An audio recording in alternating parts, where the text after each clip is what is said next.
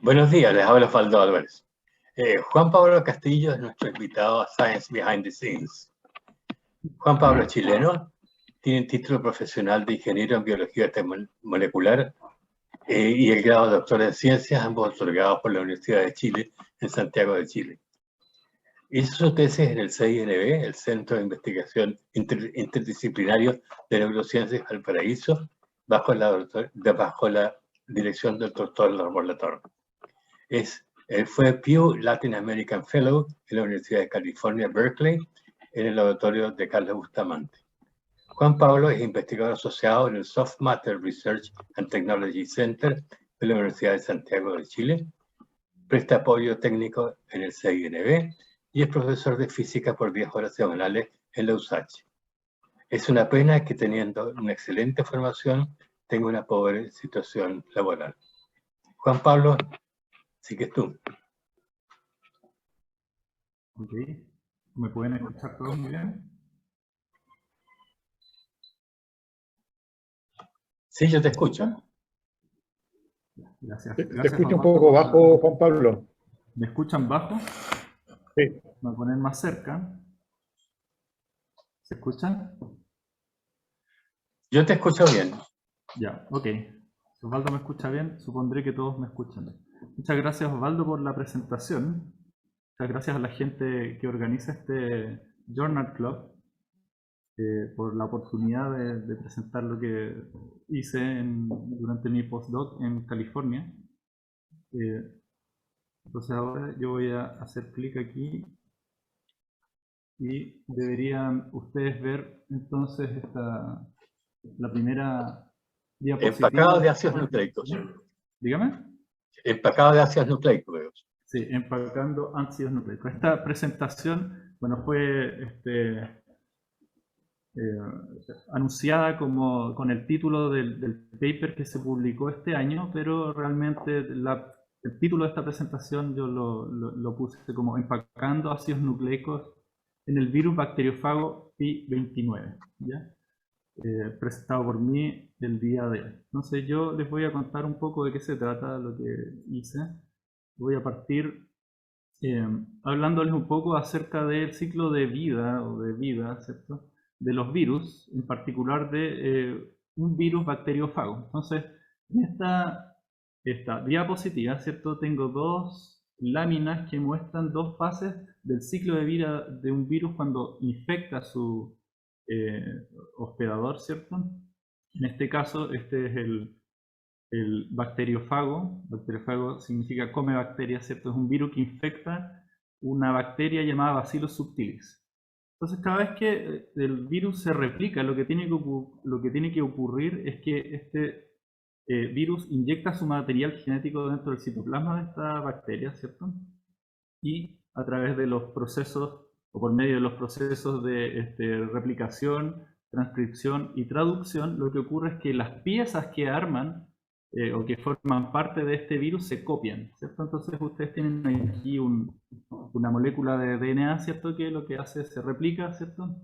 Genera copias idénticas y la información genética que está en este DNA se transforma finalmente en las piezas que están hechas de proteínas, ¿cierto? Que arman, digamos, la cápside, que es la cajita que guarda el genoma del virus, el cuello, las patas, etc. Entonces lo primero que ocurre es que las piezas estas se tienen que copiar.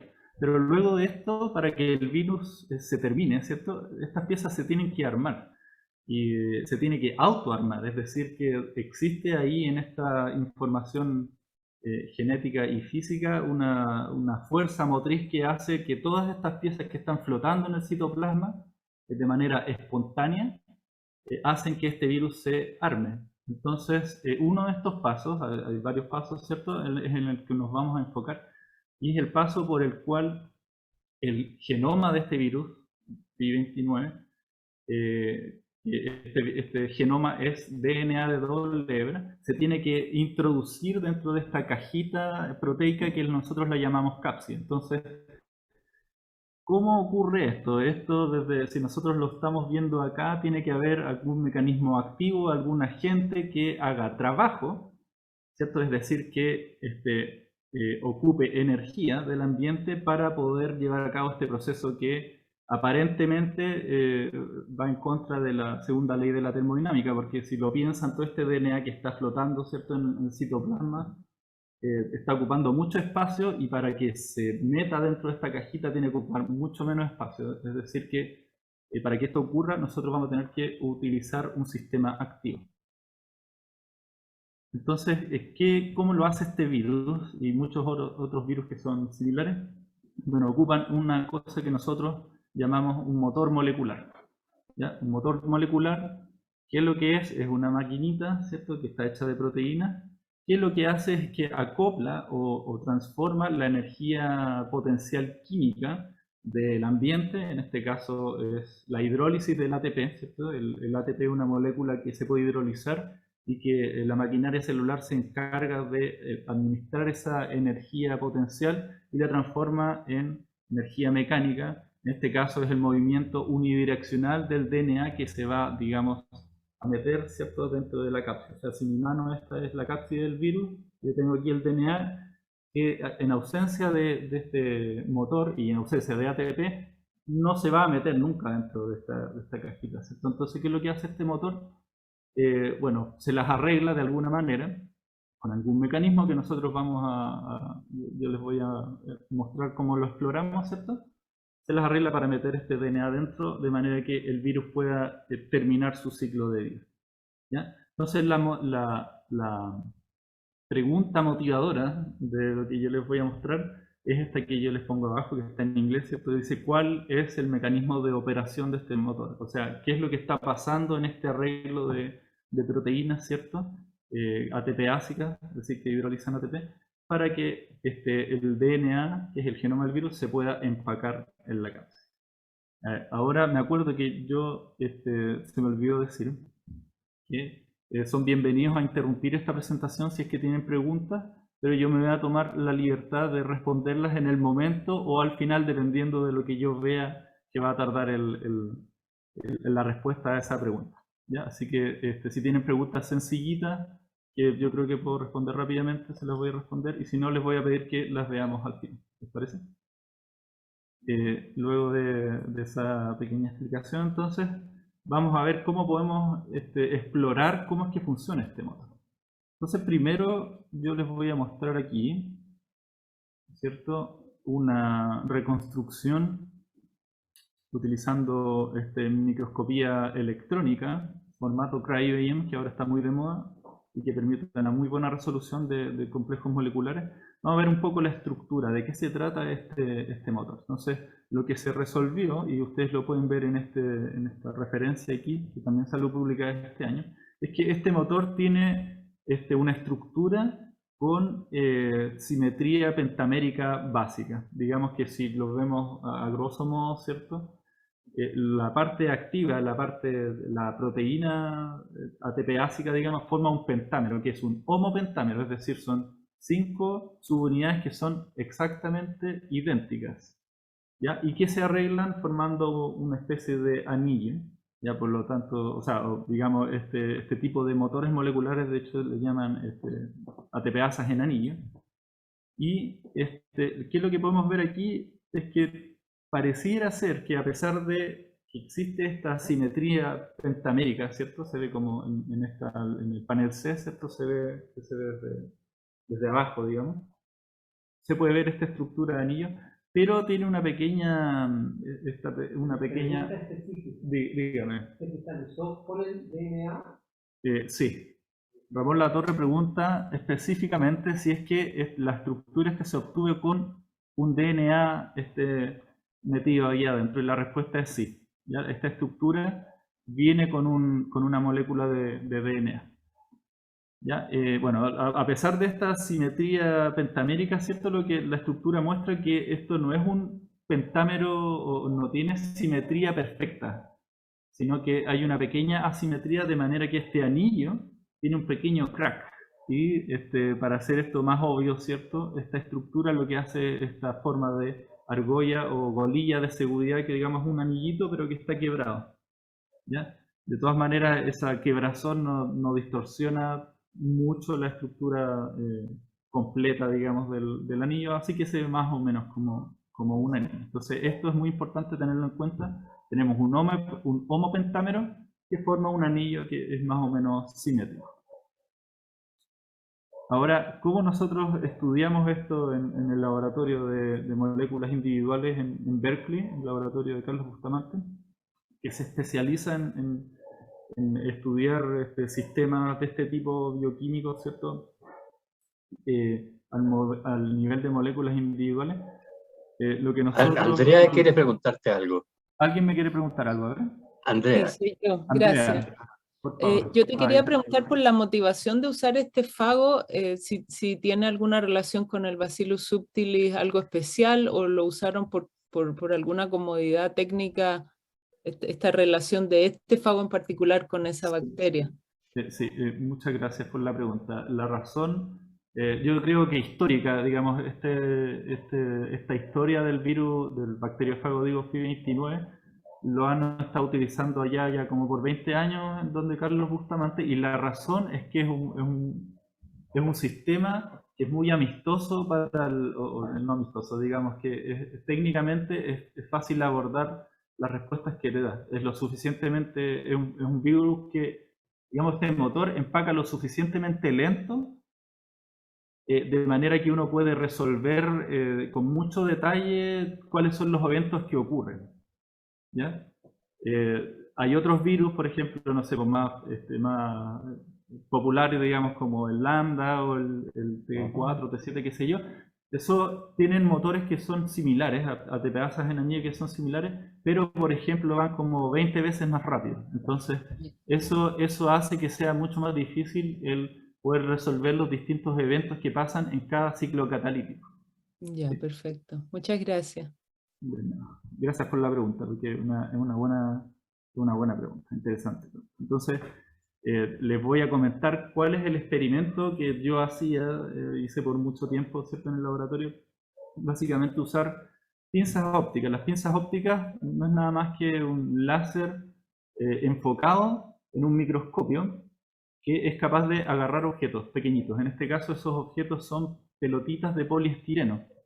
Ya, entonces, como ustedes pueden ver aquí, si ven mi cursor, ¿cierto? Estas campanitas rojas de acá representan este láser que se enfoca luego de salir del lente objetivo del microscopio, y en el foco óptico, digamos, donde se concentra toda esta luz, una pelotita de poliestireno, ya que es un elemento refractivo, va a quedar atrapado en este foco. Entonces, si yo muevo la posición de este láser enfocado, lo que yo voy a hacer es que voy a poder arrastrar esta pelota hacia donde yo quiera en el plano XY. Entonces, si yo tengo ahora dos trampas con dos pelotitas agarradas, ¿cierto? Entonces, lo que yo hice, digamos, lo que hacíamos ahí en el laboratorio era agarrar, utilizando bioquímica, ¿cierto?, anticuerpos y otras metodologías de conjugación, es que podemos funcionalizar de manera de poder agarrar la cabeza del virus de una trampa, ¿cierto? Y de la otra podemos agarrar la colita de DNA que está saliendo de este complejo que está empacando este DNA.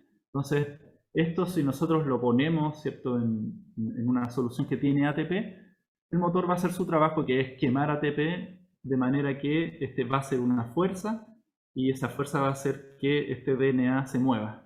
Y entonces, si nosotros tenemos una forma de mantener la tensión constante de este hilito, ¿cierto?, que se está cortando, lo que vamos a observar es que las dos pelotitas se van a acercar a medida que pasa el tiempo. ¿Sí?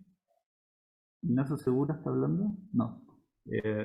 Entonces, este es el experimento que nosotros hacemos. ¿Y qué es lo que medimos? Bueno, medimos la distancia de este DNA, ¿cierto?, que se está acercando en el tiempo. Entonces, si nosotros graficamos la distancia entre las bolitas, digamos, nos da un reporte del largo de este DNA que está siendo empacado en el tiempo. Esto es lo que nos resulta. Entonces aquí tenemos en el eje X, ¿cierto?, en esta figura panel B de esta referencia del año 2009, tenemos en el eje Y la distancia entre las dos pelotitas, ¿cierto?, que es el largo del DNA, y en el eje X tenemos el tiempo. Entonces cada una de estas distintas trazas de aquí, ¿cierto?, estas trayectorias de empaque tienen una pendiente negativa. O sea, ¿qué es lo que está ocurriendo? En el tiempo, la distancia o el largo de este DNA se está achicando. Así. Si nosotros cambiamos las condiciones de ATP, es decir, usamos ATP muy bajo de manera que sea limitante, tenemos curvas que tienen una pendiente menos pronunciada, ¿cierto? Que en este caso es la curva negra. Y si nosotros usamos condiciones saturantes de ATP, vamos a tener una trayectoria de empaque que es muy empinada, ¿cierto? Con una pendiente muy pronunciada, porque este motor está yendo muy rápido. Entonces, ¿qué es lo que se observó en el año 2009, lo que se publicó? Es que la observación es que este motor, si ustedes se fijan con cuidado, da pasos discretos. Es decir, lo que ocurre es que el motor da un paso con una distancia de avance, digamos, que corresponde a 10 pares de base en la estructura del DNA, ¿cierto? Y luego de ese paso de 10 pares de base, que corresponden a 3.4 nanómetros, el motor se detiene por un momento, ¿ya? Y luego de este momento en el que para, vuelve a dar este paso digamos, 10 pares de base, o 3.4 nanómetros. Entonces, esto esquemáticamente, ¿qué es lo que nosotros podemos pensar que es lo que está ocurriendo durante este tiempo de dwell o de espera, digamos? Se está recargando ATP. Entonces, el motor, ¿cierto? Tiene 5 ATPasas, por lo tanto puede cargar 5 ATPs. Y una vez que están las 5 moléculas de ATP cargadas en el motor, este motor avanza. Y avanza 3.4 nanómetros o 10 pares de base, ¿cierto? Y luego que este paso ocurre a la expensa de la hidrólisis de ATP, ese ATP tiene que ser recargado. El ADP que queda, ¿cierto? Tiene que ser reemplazado por ATP para que así se pueda repetir el ciclo muchas veces hasta que el virus ha empacado su genoma por completo. ¿Ya? Entonces, de aquí yo me voy a saltar a la siguiente diapositiva, que este es un esquema de qué es lo que nosotros pensamos que está ocurriendo a esta altura. Entre paréntesis, aquí a la izquierda yo les pongo, si les interesa este tipo de experimentos, les pongo toda la chorrera de paper que sacaron en este laboratorio entre el año 2001 y 2018, ¿cierto? Esta es una historia que para mí es fantástica y fue un gran orgullo poder haber trabajado en este sistema, porque estos papers de aquí son muy bonitos, la forma en la que se estudian. Entonces, de estos dos papers del 2009, lo que ocurrió es que se sacaron algunas conclusiones bastante interesantes. Una es que el ciclo catalítico de esta ATPase en anillo, ¿cierto?, actúa de manera coordinada. ¿Cómo? El anillo se las arregla para que durante este tiempo de dwell se mantenga estático mientras recarga el ATP, y una vez que está recargado, totalmente cargado de ATP, es capaz de hacer esta translocación, hacer este tiraje del DNA de manera que el DNA se meta dentro de la cápsula. Entonces, si nosotros ahora aplicamos un poco más de fuerza, ¿ya?, durante este burst de actividad, digamos la etapa en la que el DNA es translocado, lo que estas personas encontraron es que, a pesar de que esta ATPase es un homopentámero, este avance o burst ocurre en 4 pasos, no en 5, y eso es una cosa un poco extraña, ¿ya? Pero digamos que estas personas se aseguraron en el tiempo que eran efectivamente 4 pasos de 2.5 pares de base cada paso, que suman un total de 10 pares de base del DNA que se está moviendo, ¿cierto?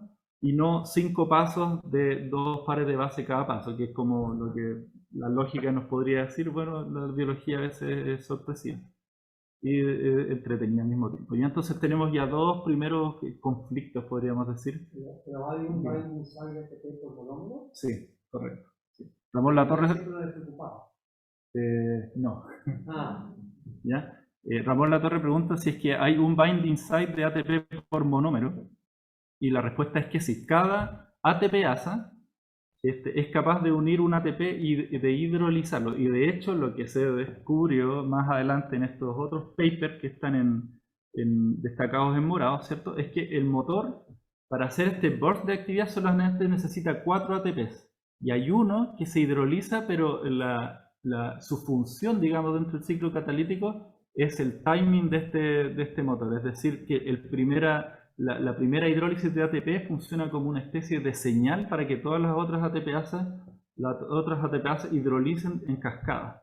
Y yo estoy muy convencido de eso, lo creo a ciegas, porque uno puede de hecho destruir uno de los sitios de ATP, digamos, utilizando mutantes y combinatorias, y el motor aún así puede empacar, solamente que lo hace 10 veces más lento. Entonces ahí está la respuesta a la pregunta. Y entonces tenemos otra, lo que no alcancé a decir todavía, lo voy a decir ahora, es que coincidentemente este tamaño del avance del motor que vamos a llamar burst de aquí en adelante, el tamaño del burst es de 10 pares de base, y resulta que el paso de la hélice del DNA es 10.5 pares de base por vuelta. Es decir, que el motor se para aproximadamente, ¿cierto?, para recargar el ATP cada vez que el DNA da una vuelta. O sea, si aquí yo tengo 2 vueltas de DNA, ¿cierto? Si se imaginan que mis nudillos son cada uno de estas vueltecitas del DNA en esta espiral, ¿cierto? El motor va a ir de que acá, recarga ATP, avanza, recarga ATP, avanza, y así. Andrea tiene una pregunta. Sí, me quedé pensando, el asunto del ATP, tú dijiste solamente 4 ATP. ¿Por qué solamente? Es decir, de todas maneras, el ATP siempre es la moneda de cambio, por lo tanto, nunca, a mí me parece que nunca el ATP es poco el que se usa. Entonces, ¿por qué tú dices solo 4 ATP? ¿Esto es comparado con qué? Y es realmente poco, y yo no tengo la dimensión de la cantidad del ATP total que se está gastando acá. Entiendo, sí. Este only for ATP, ¿cierto? Viene al hecho de que tenemos 5 ATPasas que cargan una molécula de ATP cada una, pero para translocar, para hacer este burst, tú solamente necesitas 4 de esas 5. Por eso destaco ese hecho.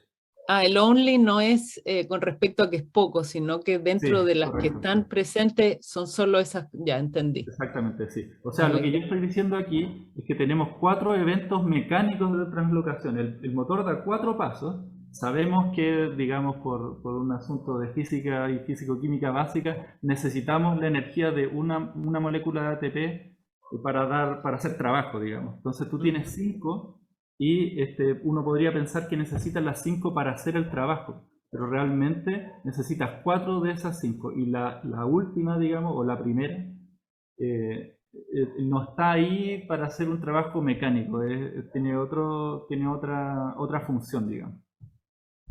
¿Sí? Y esto es ATP de la bacteria.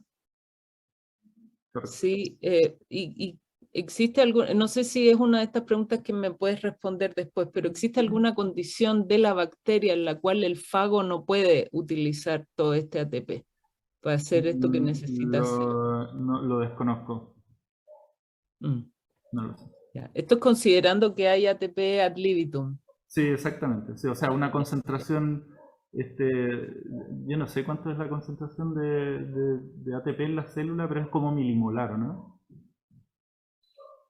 No sé en estas bacterias pero bueno, Sí, en fin. bueno, digamos que los experimentos, digamos, para ponerlo bioquímicamente, la KM, ¿cierto? La concentración de ATP a la cual la mitad de las ATPasas está llena es 25 micromolar o algo así. Entonces, digamos que este motor es muy bueno uniendo y de sobra. Sí, digamos, tiene de sobra, sí, ad libitum, como tú dices. Muy bien. Agustín quiere hablarte. Uy.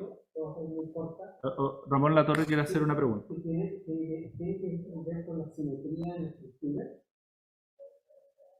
¿De nuevo?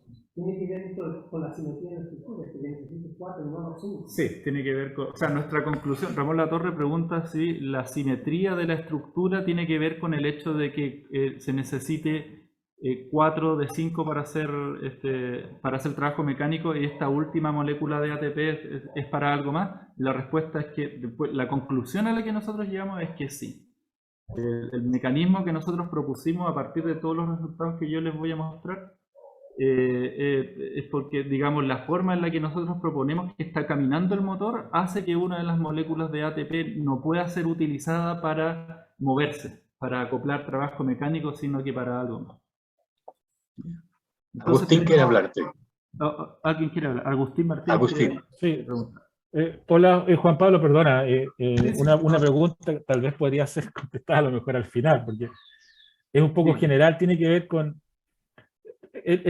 por supuesto que el modelo experimental está súper simplificado, porque en el fondo tienes un DNA lineal, que de alguna manera en la naturaleza seguramente no es así, porque debe tener estructura, debe tener alguna estructura, y por lo tanto me imagino que este motor también debe tener alguna actividad de helicasa para que funcione, y eso también requiere ATP. Entonces la pregunta es, o sea, si ustedes han pensado en zafar, creo yo, ese es no sé si un problema, pero es una situación que no necesariamente se puede replicar en la naturaleza misma de la bacteria.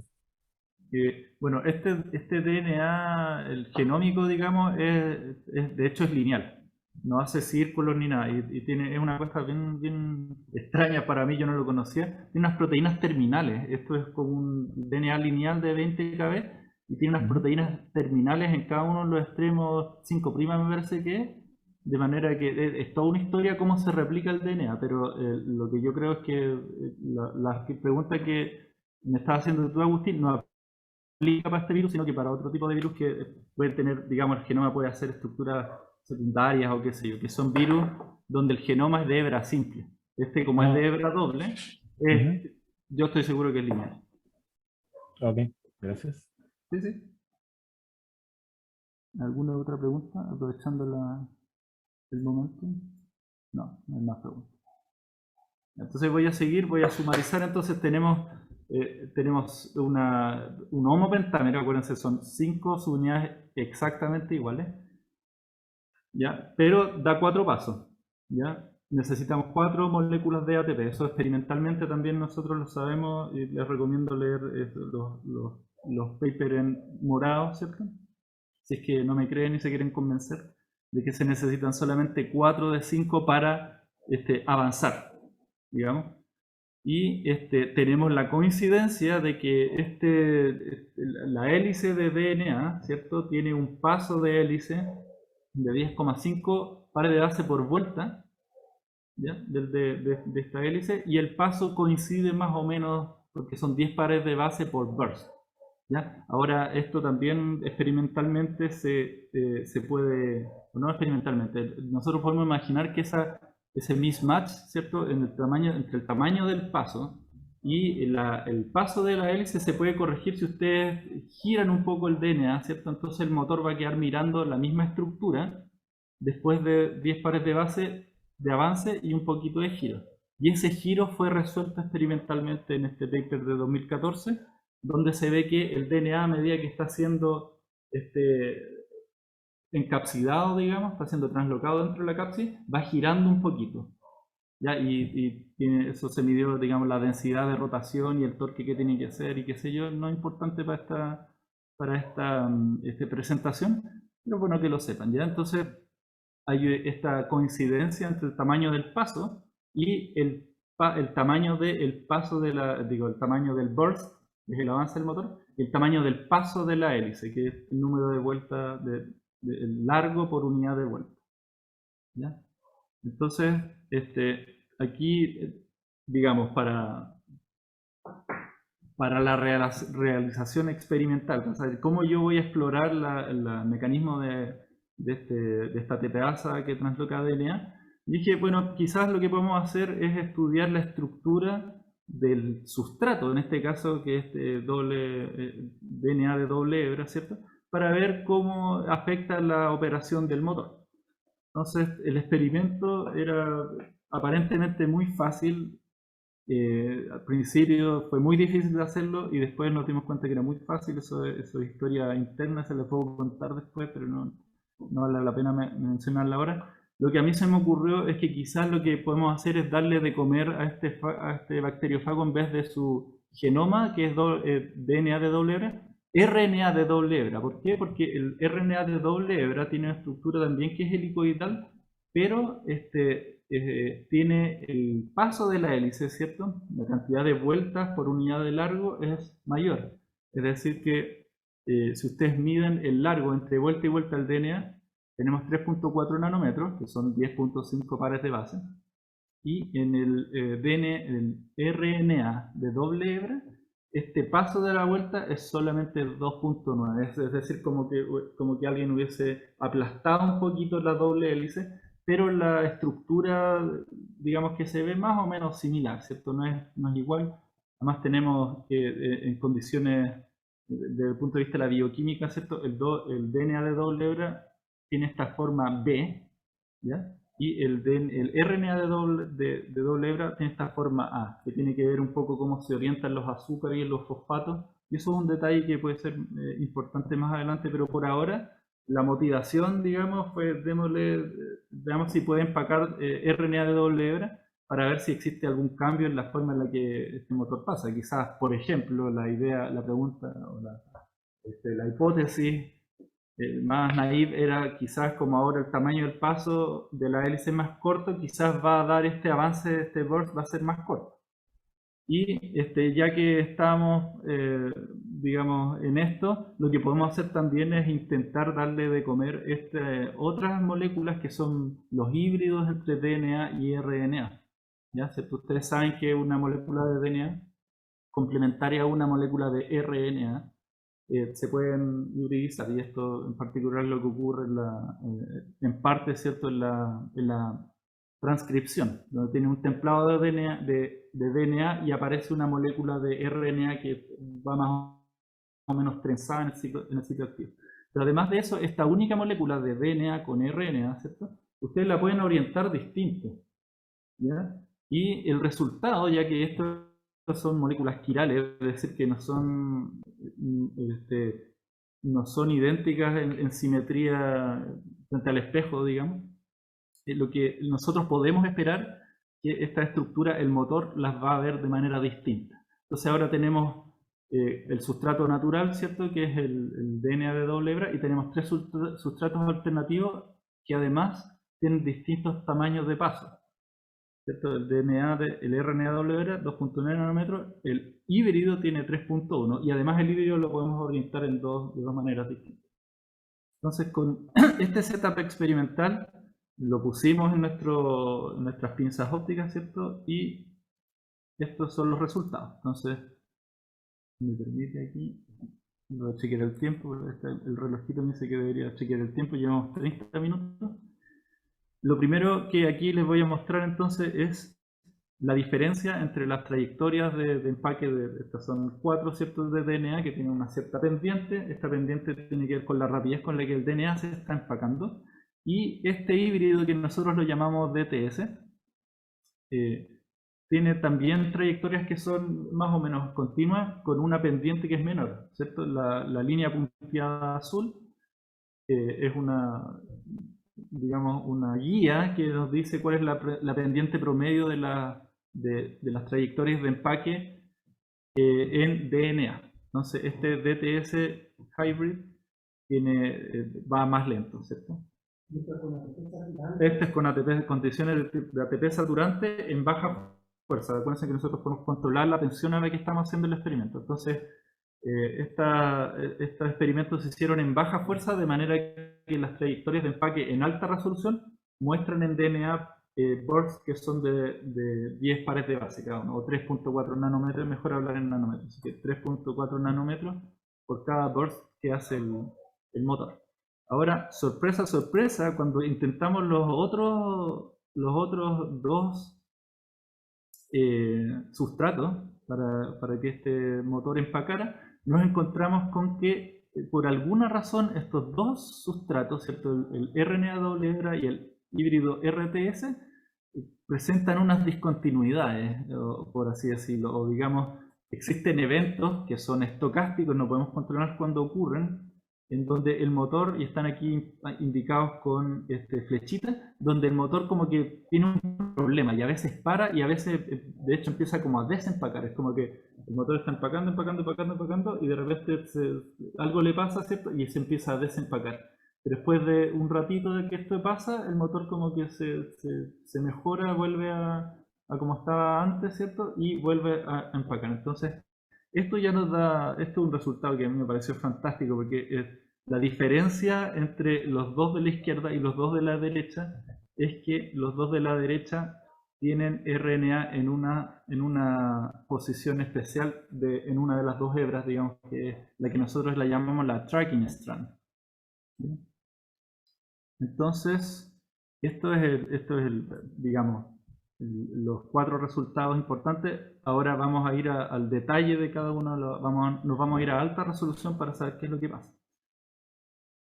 Entonces aquí, digamos, les muestro la comparación entre el tamaño del burst cuando ustedes están empacando DNA y el híbrido DTS. Ahora les puedo decir, DTS significa DNA Tracking Strand. El Tracking Strand es la hebra que aquí está con los fosfatos en rojo a la izquierda, ¿cierto? Las dos moléculas que están siendo empacadas con sus trayectorias respectivas a mano derecha están con la Tracking Strand en azul.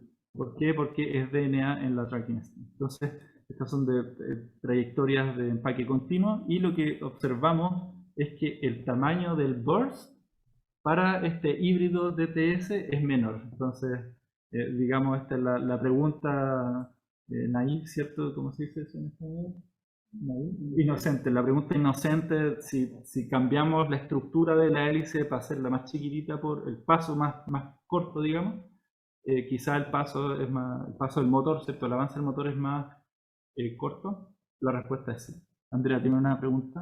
A ver si la puedo responder. Sí, yo quería saber cuál era tu motivación original para testear esto. ¿Tú crees que el virus en alguna condición va a empacar secuencias heterólogas, o sea, secuencias que no le pertenecen? ¿Por qué te interesó esto? Naturalmente, ¿tú crees que puede haber un error? ¿Por qué quisiste ver? A mí me parece genial la pregunta, pero yo quiero saber por qué tú estuviste interesado en esto y si naturalmente existe la posibilidad de que esto se dé. Sí. ¿O es una curiosidad tuya acerca del motor? Sí, bueno, tú respondiste la pregunta preguntándola.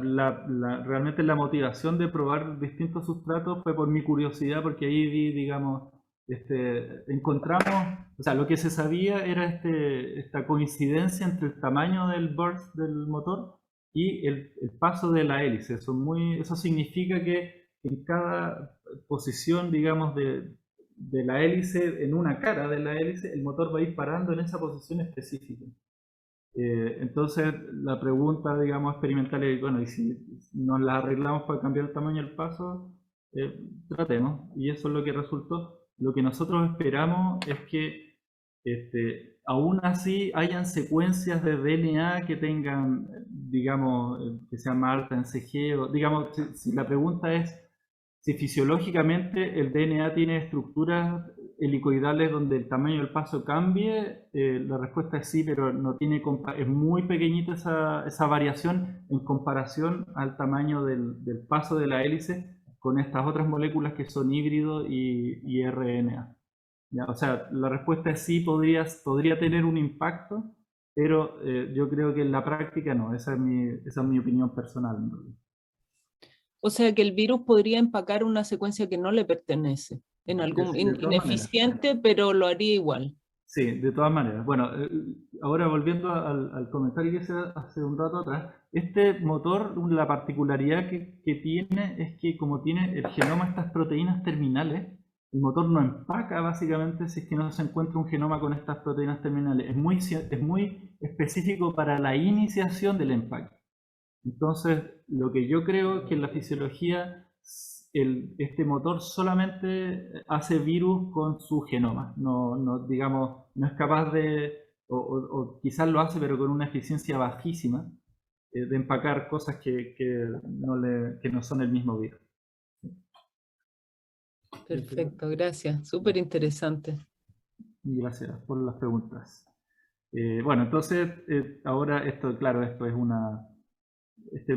esta figura que yo les estoy mostrando es para que una guía al ojo, ¿cierto? Pero nosotros lo que hacemos realmente es analizar esto utilizando el MATLAB, ¿cierto? Y lo que hacemos es una función de autocorrelación de los tiempos de residencia o del histograma de residencia del motor. En otras palabras, imagínense que ustedes acá tienen la trayectoria es distancia versus tiempo. Si ustedes aplastan en el eje del tiempo, o sea, nos quedamos con todo esto y hacemos un pequeño histograma, a ver si puedo anotar aquí, para usar la función de anotar, ¿cierto? Si nosotros hacemos un histograma, ¿puedo dibujar acá o no? Acá. Si yo hago un histograma, me voy a encontrar que la mayoría del tiempo... No se ve lo que estás dibujando. Lo estoy dibujando, me imagino que tengo que dejar de dibujar, ojalá que me lo entiendan. Ahí, ¿se ve? ¿Se ve ahora la raya que hice? No. ¿No? Sí, está en rojo en la... Está en rojito a mano izquierda de las trayectorias del DNA. Sí, ahora sí. Ahora sí, ya. Si nosotros hacemos un histograma, ¿cierto?, de la residencia del tiempo, nos vamos a encontrar que en donde están los duels, ¿cierto?, donde el motor está parado, el motor va a estar más representado en este histograma. Entonces, si nosotros hacemos ahora una función de autocorrelación sobre este histograma de residencia del motor, lo que vamos a hacer es básicamente calcular la distancia promedio que existe entre duel y duel. O sea, vamos a estar calculando de manera, ¿cómo podríamos hacer? Vamos a estar comparando el tamaño de todos los pasos respecto del siguiente paso. No sé, eso es un tecnicismo, pero de todas maneras lo quise decir y vamos a ir acá. Entonces, ¿con qué es lo que nos encontramos? Nos vamos a encontrar con curvas de este estilo, donde esta función de autocorrelación nosotros le llamamos el pairwise distribution, ¿ya? Entonces tenemos en el eje de la X, ¿cierto?, en el eje horizontal tenemos distancia, y en el pairwise strength, ¿cierto?, que esta función de autocorrelación nos dice qué tan probable es encontrar el motor una X cantidad de distancia más adelante, partiendo de una posición arbitraria en la trayectoria. Entonces, estas formas como con ondas, ¿cierto?, como con picos sucesivos y que son, ¿cómo se dice? ¿Cómo se dice?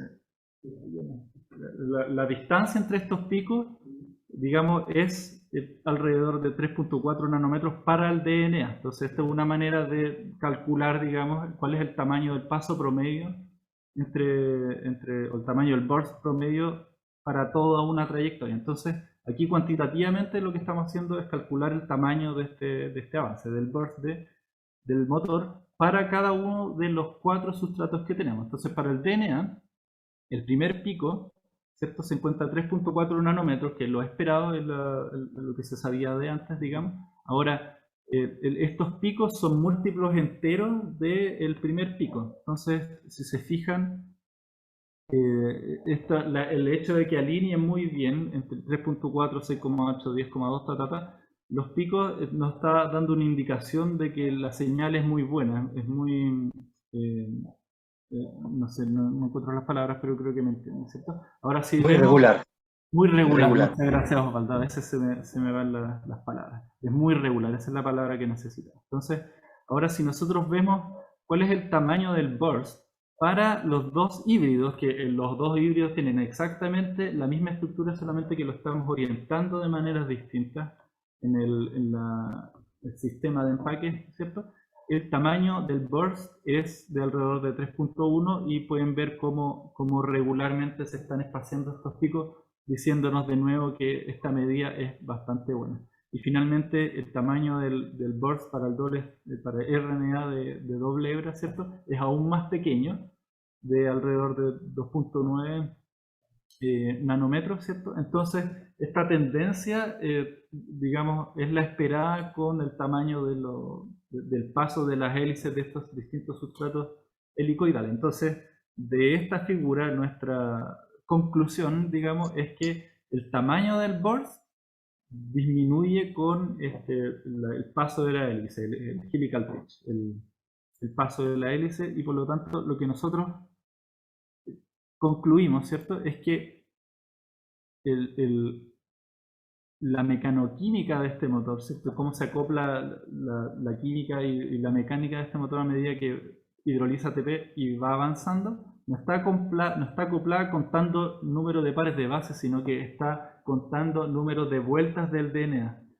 ¿Qué quiere decir esto? Aquí, sí, aquí, por ejemplo, ¿qué es lo que hice yo? Les puse una molécula de DNA o una molécula de RNA alineada con la posición en el DNA donde se supone que este motor está parando cada vez que se detiene a recargar el ATP. Entonces el motor aquí se está parando en estos fosfatos de acá, avanza y se para en los mismos fosfatos, pero una vuelta más adelante. Recarga ATP, avanza y de nuevo se para en la misma posición que corresponde a la hélice si uno lo mide desde una posición. David Naranjo creo que tenía una pregunta, pero yo no. ¿Se arrepintió? Ah, no, ahí está la manito. ¿Aló? ¿Me escuchan? ¿Aló? ¿Hola? ¿Me escuchan? Sí, yo escucho. Sí. La pregunta es, ¿si este análisis incluye los retrocesos también? No. O sea, cuando retrocede, si se queda pegado a los mismos lugares también. Sí. Bueno, este análisis en particular, Ya. qué buena la pregunta, me gusta la pregunta. La respuesta corta es este análisis en particular no incluye los retrocesos. ¿Ya? Solamente se contó digamos, la porción de la trayectoria donde el motor está avanzando. Pero voy a responder la pregunta, la otra parte de la pregunta más adelante. Entonces, porque es importante. ¿Qué es lo que concluimos? Digamos, hay otra pregunta.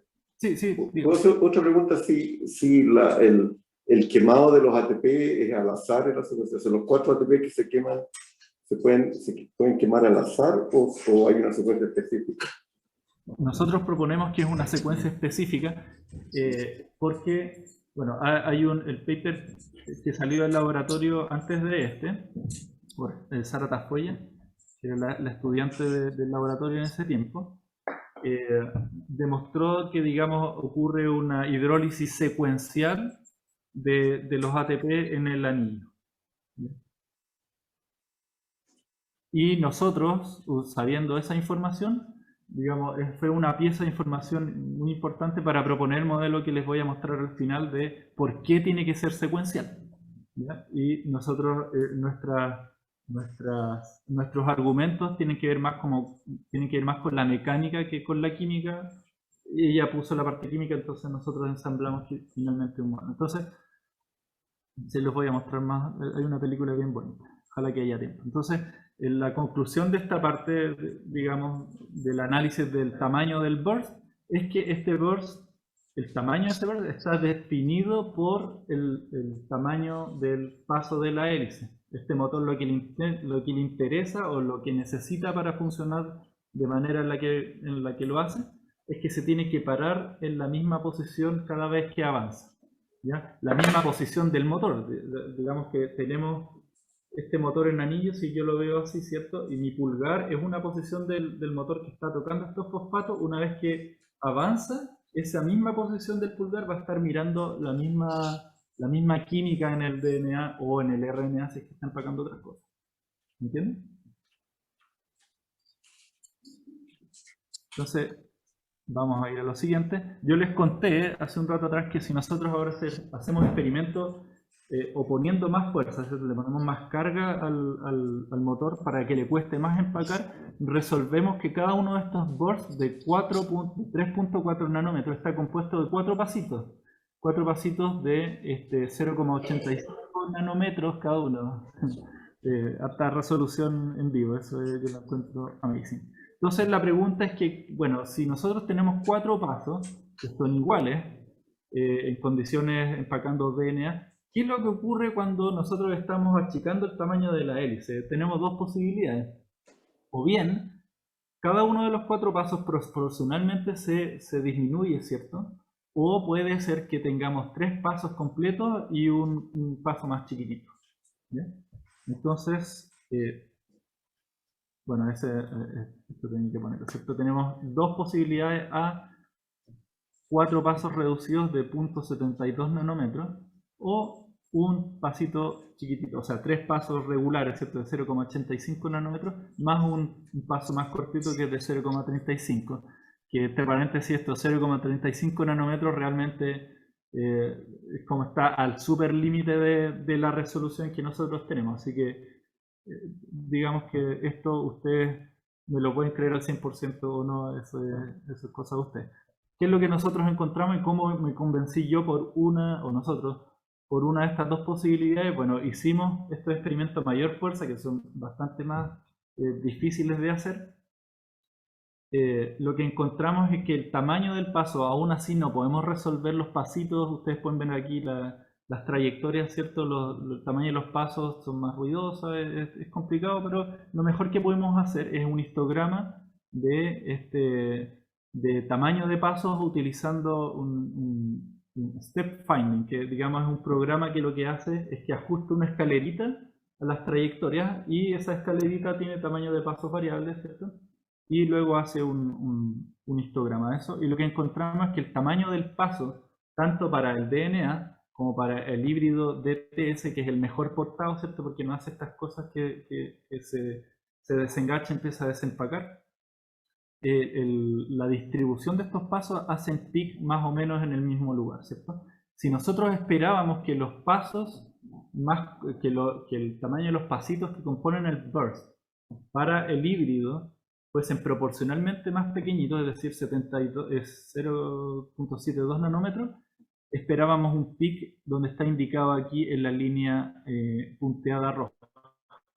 Entonces, como el peak está mucho más cerca del tamaño del paso en DNA, nuestra conclusión es que lo que tiene que estar ocurriendo es el escenario B en esta figura acá. Es decir, que nosotros tenemos que la mayoría de los pasos, el tamaño de los pasitos que componen el burst, se mantiene, pero tiene que haber un pasito más corto, de manera de que nosotros podamos encontrar o que podamos explicar por qué el burst es más pequeño. Entonces existe un paso que es, digamos, que es distinto a los otros tres, y eso significa que el motor de alguna manera se está acomodando de manera no regular, sino que algo está pasando ahí que no es regular, digamos. La estructura, lo que quiero decir con esto es que la estructura del motor no se distorsiona proporcionalmente o regularmente, sino que lo hace de otra manera. Entonces, con eso en mente, ya tenemos más o menos resuelto qué es lo que pasa, cómo se las arregla el motor para empacar estos sustratos que son más de un paso de hélice más pequeño, ¿cierto? Y lo que concluimos de esta segunda parte de este experimento, ¿cierto?, es que el tamaño del paso que hace la TPasa cada vez que, ¿cierto?, que la TPasa se tiene que mover de manera de empujar el DNA, el tamaño de ese paso no está definido por la estructura helicoidal del DNA, sino que está definido por cuánto se mueven las ATPasas cuando están haciendo hidrólisis. ¿Ya? De esa manera nosotros podemos explicar por qué el tamaño del paso en el sustrato alternativo, ¿cierto?, se mantiene en general o la mayoría de las veces constante, y a veces, ¿cierto?, teóricamente un cuarto de las veces debería verse un paso más chiquito.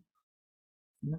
Entonces, con eso en mente vamos a ir tenemos 10 minutos para completar la hora. Y no está mal, ya estoy que terminar. Entonces, vamos a analizar ahora qué es lo que ocurre con estos eventos donde el motor aparentemente empieza a desempacar. Ahora yo me acuerdo de la pregunta de David Naranjo acerca de si el tamaño del paso de estos desempaque coincide con el tamaño del paso cuando está empacando, y la respuesta es que sí. Lo que nosotros encontramos, y aquí la figura, digamos, que vimos y que se nos abrió la boca, ¿cierto?, es que este motor, lo que está ocurriendo, aquí se ve súper mal esta hélice de la izquierda, pero me imagino que se la pueden imaginar.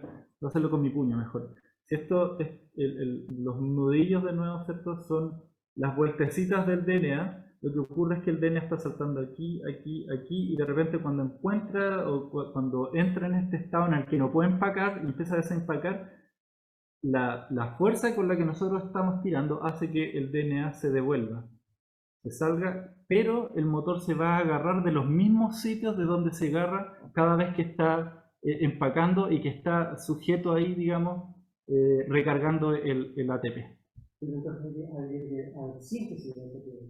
No. Eso fue un experimento que quisimos hacer. Digamos, Ramón Latorre pregunta si es que había síntesis de ATP. Eso hubiese sido fantástico. De hecho, fue una serie de experimentos en los que fracasé, que yo quería tratar de hacer ATP con este motor, pero no lo logré. Lo que nosotros, bueno, los experimentos que hicimos básicamente es digamos, disminuir la concentración de ATP y ver si la velocidad con la que estos pasos reversos, ¿cierto?, se cambiaba. La respuesta es que no, y llegamos a otras conclusiones. Entonces, a lo que llegamos era que básicamente, bueno, el resultado más obvio, ¿cierto?, que yo ya se lo mencioné hace un rato atrás, es que el motor,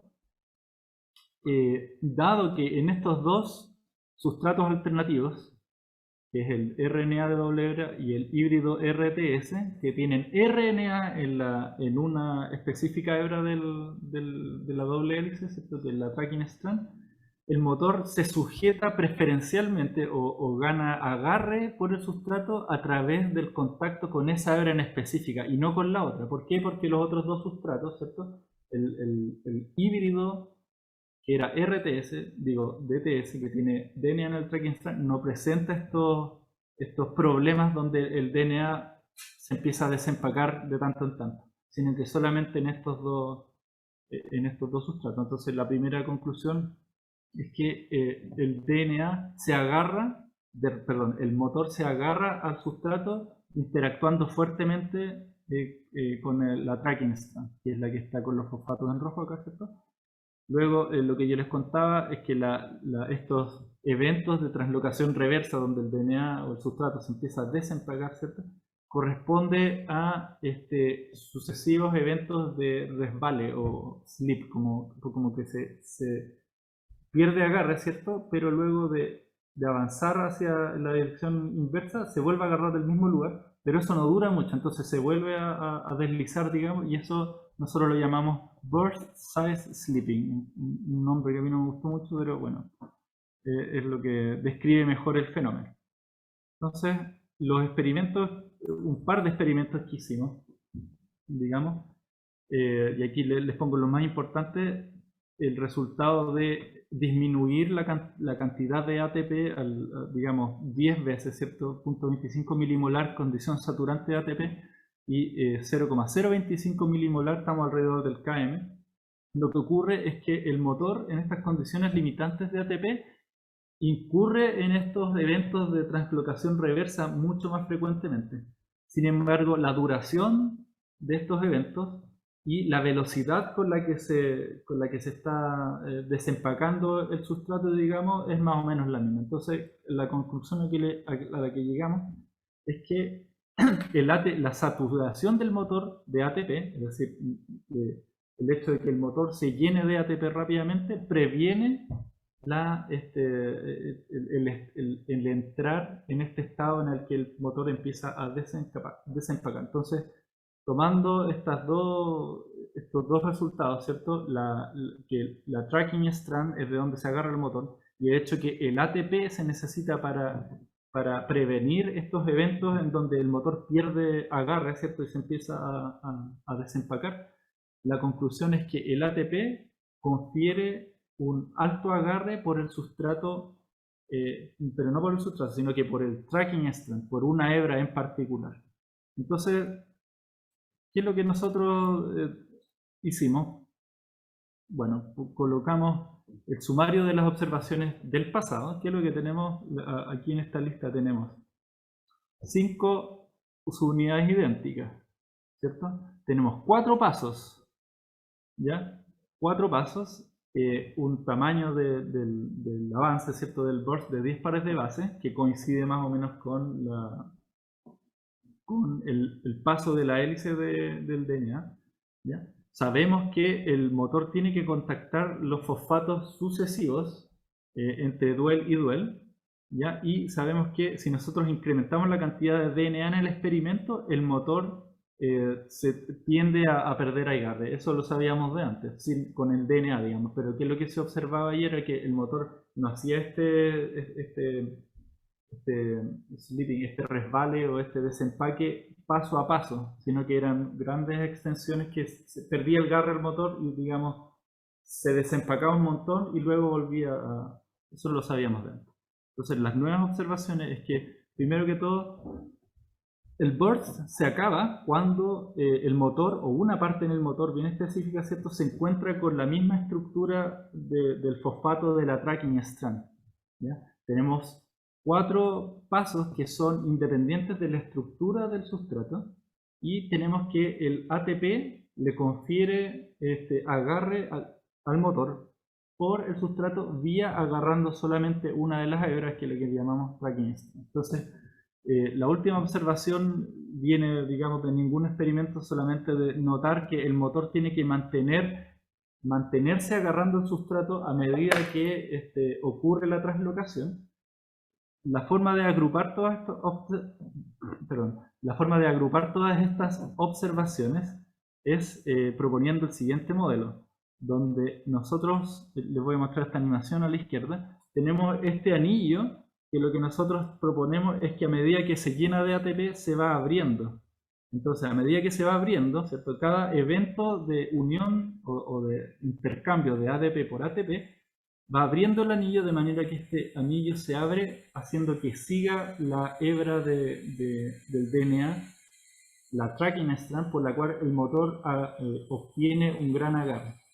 ¿Qué es lo que ocurre? Cuando existe la hidrólisis secuencial de los ATPs, el primer ATP, ¿cierto?, cuando ocurre la hidrólisis, no puede haber ningún movimiento relativo entre las subunidades porque ustedes tienen un pocket, ¿cierto?, un sitio de ATP que no conecta. Bueno, entre paréntesis, esto se me olvidó decir, los sitios de ATP están conectados entre las ATPasas.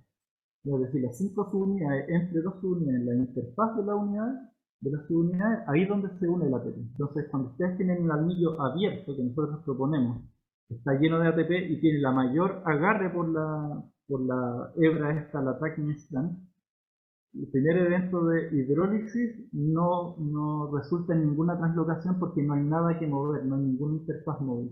Sin embargo, en los otros 4, porque ustedes tienen, ¿cierto?, 5 subunidades, 1, 2, 3, 4, 5, tienen entre las 5 subunidades, 1, 2, 3, 4 interfaces móviles. Y cada una de esas 4 interfaces móviles tiene una molécula de ATP que hace hidrólisis. Cada vez que ocurre una hidrólisis, nosotros proponemos que el anillo se va a aplanar, ¿ya?, de manera secuencial. Si se fijan, a la primera hidrólisis, el resto del anillo hacia abajo sigue sujetando la tracking strand, sigue siguiendo, se mantiene siguiendo la forma de la hélice, y de esta manera nosotros explicamos por qué durante la translocación, ¿cierto?, el motor sigue sujetando a la hélice que, digamos, es parte de la estructura helicoidal. Entonces, eso es todo lo que yo les quería mostrar. A ver si tienen un tiempo, les puedo mostrar una animación un poquito más sofisticada. No sé si la quieren ver o lo dejamos hasta aquí. ¿Qué me dicen? De 1 hora y 1 minuto. ¿Usted la quiere ver? Entonces, esta la hicieron en este laboratorio en los que digamos, ellos se dedican a hacer este tipo de animaciones muy profesionales, muy bonitas. Y aquí se ve la estructura del anillo, digamos, no en este esquema que le mostré hace un rato. Se ve súper mal. Bueno, aquí les puedo relatar qué es lo que está ocurriendo, ¿cierto? Aquí se destaca la estructura de una de las hebras, de la tracking strand, ¿cierto? Que es la cual es la que se sujeta del motor, ¿cierto? Y tenemos las 5 subunidades que están formando un anillo. Ahora este anillo, nosotros no suponemos que lo que ocurre es que el anillo se distorsiona groseramente de manera de seguir la hélice del DNA, sino que lo que ocurre es que la interfaz entre las 5 subunidades y la tracking strand es la que va formando, digamos, a través de interacción electrostática, va formando una hélice que sigue la estructura helicoidal de una de las hebras, ¿cierto? Una decepción el video porque creo que se ve tan mal aquí como ustedes lo pueden ver, pero quizás se pueden meter aquí bueno, pueden descargar este video de la página de Nature Communications donde fue publicado el paper, así que bueno, se pueden imaginar cómo se ve, pero que en este video online no se ve muy bien. En fin, eso era lo que yo les quería presentar. Este es el modelo que nosotros presentamos, un modelo de translocación nuevo, digamos, en el mundo de las ATP-asas de anillo. Se proponen otro tipo de modelos que se llama hand over hand, donde no ocurre este tipo de coordinación, donde tú necesitas que las 5 ATP-asas estén cargadas de ATP y luego todas las ATP-asas hacen secuencialmente hidrólisis y luego en otro momento todas las ATP-asas se recargan, digamos. Así que eso es un poco como la novedad de esto y por supuesto tengo que agradecer a todas las personas que participaron directa e indirectamente de este trabajo, ¿cierto? Alexander Tong, él es el primer autor de este paper con quien yo trabajé codo a codo, digamos, haciendo los experimentos y él sobre todo haciendo el análisis. Me encargué más de la parte de la bioquímica, de los experimentos en serio. Carlos Bustamante fue el director de este proyecto, ¿cierto? Y el host con su laboratorio que, digamos, tiene unos instrumentos que son magníficos para hacer este tipo de experimentos a nivel de molécula individual. Sara Tafoya, que fue la estudiante que me precedió, digamos, en el proyecto del bacteriófago, y estas dos personas, Paul Jardine y Matt Murray, que son nuestros colaboradores fuera de la universidad, que son de alguna manera los virólogos. Ellos son los que preparan las preparaciones de los virus. Ellos nos mandaban las cabecitas de los virus con los motores, nosotros hacíamos los sustratos y teníamos las pinzas ópticas. Y también quería mencionar aquí un par de compatriotas chilenos del laboratorio, Francesca Buru, que está aquí destacada en rojo, y César Díaz, que también es chileno, que no aparece en esta foto, pero sale aquí en esta foto de la derecha, donde lo pasamos muy bien en un meeting que se hizo en Lima el año 2019, donde ahí, digamos, estamos jugando con una figura donde se ocupan pinzas ópticas para estudiar el ribosoma. Ese también es un paper bien fantástico, si me lo permite. Así que me voy a quedar callado y les agradezco mucho por su tiempo y atención. Muy bonito, Juan Pablo. Muy contento con tu seminario. Y quería hacerte una pregunta. ¿Tú sabes algo de la química o la físico-química que hace que la hidrólisis ATP provoque el cambio de forma de la ATP-asa? Yo en particular no lo sé. Hay un grupo de, digamos, biofísicos teóricos, ¿cierto?, que les gustan hacer simulaciones, que estaban estudiando, digamos, cuál es el mecanismo por el cual la hidrólisis provoca, digamos, este cambio de conformación que finalmente hace una fuerza, ¿cierto?, que acelera el DNA y lo mueve, ¿cierto?, cambia el estado de movimiento. Una de las discusiones que nosotros tuvimos, y que, digamos, en mi cabeza lo que existía era esta idea de que el DNA, perdón, que el ATP, es como una molécula que cuando hidroliza, ¿cierto?, hace como una fuerza, porque digamos, el fosfato que está pegado, el fosfato gamma, quiere puro salir de ahí, se quiere ir con mucho entusiasmo, ¿cierto? Y que de ahí, digamos, viene el empuje de donde sale la energía que, digamos, provoca la fuerza que hace que se los trasloque.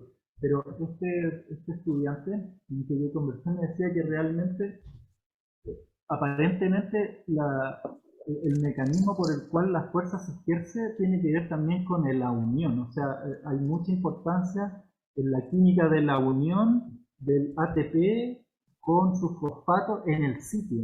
Y digamos que en el sitio de unión, lo que él me decía era que realmente la estructura del DNA, la estructura del motor estaba tensa y el DNA y el ATP lo que hacía era juntar dos partes que estaban tensas, y cuando digamos, esta fuerza que se está sintiendo ahí no es simplemente por el fosfato que se quiere ir, sino que el fosfato, de hecho, lo que hace, el hecho de que esté unido, mantiene sujetas dos partes de esta proteína que se odian, digamos, que se quieren separar, y la hidrólisis lo que permite es que estas dos partes se separen, más que el hecho de que el fosfato salga disparado.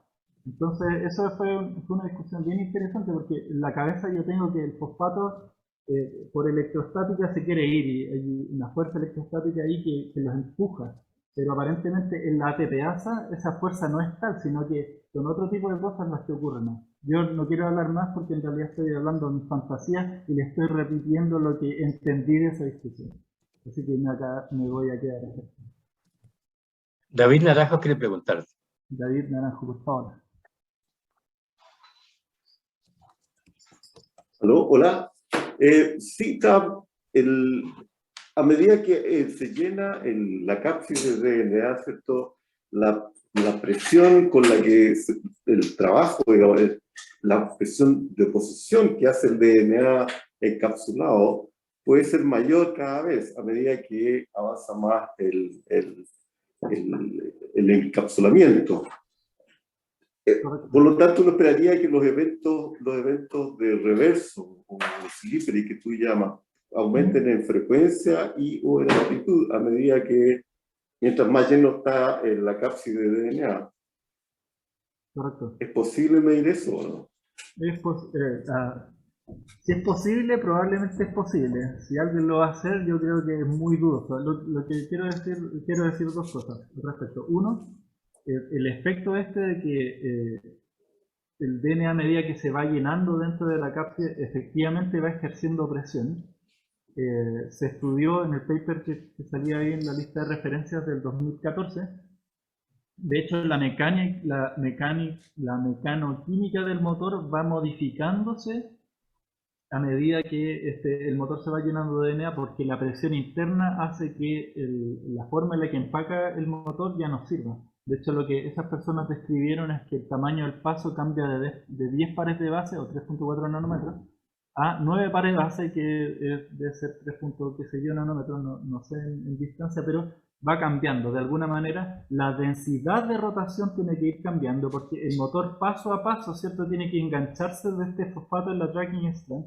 Si el paso es más corto, entonces el motor tiene que rotar para acomodar esa subunidad que agarra la tracking strand, ¿ya? Ahora, respecto a y eso está bien descrito, si les interesa, les recomiendo todos estos papers en realidad. Eso es una historia muy bonita, es para hacer un curso de bioquímica de molécula individual. La segunda parte de la pregunta es si estos eventos digamos, de translocación inversa que nosotros observamos con RNA, si es posible verlo, probablemente es posible. Si es factible verlo, probablemente es muy difícil, porque para eso tú tendrías que hacer una construcción, digamos, de DNA para llenar la cabeza, y luego al final en la cola tener estos sustratos que son distintos y que son propensos al sleeping. En realidad yo te preguntaba si era posible ver eventos de reversos, digamos, con DNA, no con DNA. Ya. No. La respuesta es no. Lo que ocurre es que el motor, por alguna razón, se hace mucho más lento. Ya este dwell, que es el tiempo durante el cual se recarga, se intercambia el ADP por ATP, se alarga, se hace mucho más largo. En vez de durar, qué sé yo, 80 milisegundos, dura, voy a decir, 10 veces más, por decir algo, no tengo idea. Ahora, una cosa que yo no les conté, y porque no tenía nada que ver o no tenía mucho que ver con lo que yo les conté, pero la pregunta de David me da para que yo pueda hablar un poco más, es que si nosotros ahora hacemos un histograma de los tiempos de dwell, ¿cierto? Dwell time distribution, lo que obtenemos son distribuciones de este estilo. Ya, ustedes pueden aquí, estas son distribuciones del tiempo de espera, el tiempo de recarga de ATP, Y estos tienen una forma de la distribución gamma. Ya la distribución gamma es básicamente la convolución de varias exponenciales. Una exponencial viene de un evento estocástico que es independiente cada uno de otro y que limita una reacción química. Entonces, ahora que tenemos 5 reacciones de unión, ¿cierto?, de ATP, ustedes tienen 5 reacciones de uniones que son estocásticas, una seguida de la otra, lo que les va a resultar es una distribución gamma. La distribución gamma tiene 2 parámetros. Tiene un parámetro de tiempo, que les dice cuál es el tiempo por 9, y después tiene un parámetro de forma, que les dice cuántos eventos limitantes, aproximadamente, tiene el proceso, en este caso, de dual. Entonces, la distribución gamma, de aquí, por ejemplo, ustedes pueden ver ustedes pueden analizar esto de 2 maneras. Una es tomar el promedio, ajustando una distribución gamma, y les va a dar el parámetro de tiempo, que es como una constante de tiempo, ¿cierto? Y el parámetro de forma, que en este caso se llama θ, que les dice cuántos pasos estocásticos o cuántos procesos estocásticos ocurren durante este tiempo de espera. O pueden tomar el promedio, ¿cierto? Y pueden hacer una cosa que esta gente lo llamó el N-min, que no es nada más que estimar la varianza de esta distribución. La varianza les dice en esta distribución cuántos pasos hay. Entonces, todo esto para decirles que si ustedes se fijan en el N-min, que tiene que ver con la varianza, ¿cierto? No mal recuerdo, es la varianza dividido el promedio al cuadrado o algo así. Lo pueden buscar en la Wikipedia, ¿cierto? Les dice N-min el número de pasos que están ocurriendo. En este caso, los 5 pasos que son limitantes son las 5 uniones independientes y equivalentes de ATP.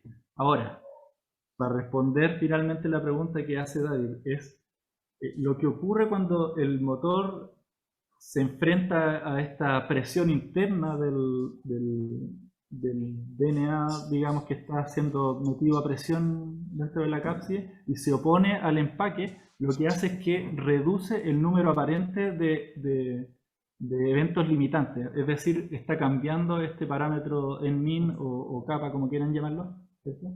De manera que ahora ya no son los 5 eventos de unión de ATP que están limitando en la duración del dual, sino que es otra cosa más que se está haciendo más preponderante en términos de qué es lo que limita ese tiempo de espera. Es decir, ocurren las 5 uniones de ATP, pero además hay otro paso, ¿ya? O es uno de esos que se hace mucho más dominante frente a los otros 4. No sé si me entendieron, pero espero que sí.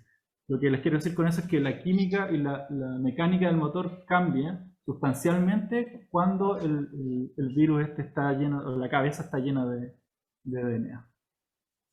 ¿Está buena la respuesta, David?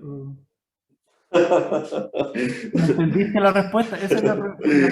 O sea, a ver, si entendí bien, lo que tú quieres decir es que en un principio la etapa limitante es el pegado de los ATP, y después eso ya deja de ser limitante. Aparece otro fenómeno que tú no conoces. Déjame corregirme, porque lo limitante realmente no es la entrada de la unión del ATP, sino que la liberación del ADP que quedó del ciclo anterior. Ah. Sí. Ya, ok. Sí. Ok, pero lo que dijiste es verdad. Hay uno de esos eventos, una nueva fase que aparece. Exactamente. Sí. Eso. Muchas gracias por la pregunta. Tiene ganas de hablar. ¿Alguien más tiene? Se nos acaba el tiempo, dice Andrea. Ya, tenemos 1 hora y 16 minutos, así que les reitero, muchas gracias por el tiempo y la atención. Voy a dejar de compartir la pantalla.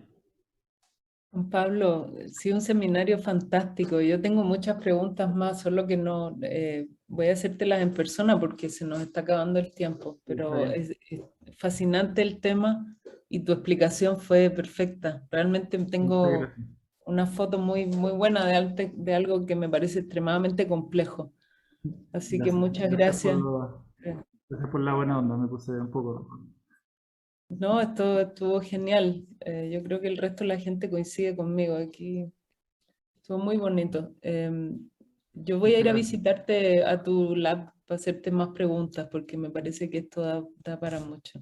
Ya, me alegro que les haya interesado. Así que Sí. también bienvenidos a hacer las preguntas y si les interesa, les recomiendo todos estos papers que les puse ahí, pongan Carlos Bustamante, Fago y van a salir los papers, son muy bonitos todos. Sí. Sí, está bello. Además, esto quedó grabado, así que cualquiera que quiera recapitular puede volver sobre los pasos.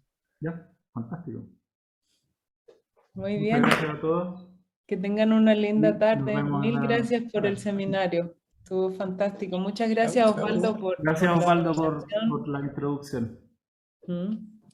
Y gracias a todos, a Karen por invitarte y a la Sobla, obviamente. Sí, gracias a Un la abrazo, que tengan linda tarde. Cuídense. Chao, chao. Chao.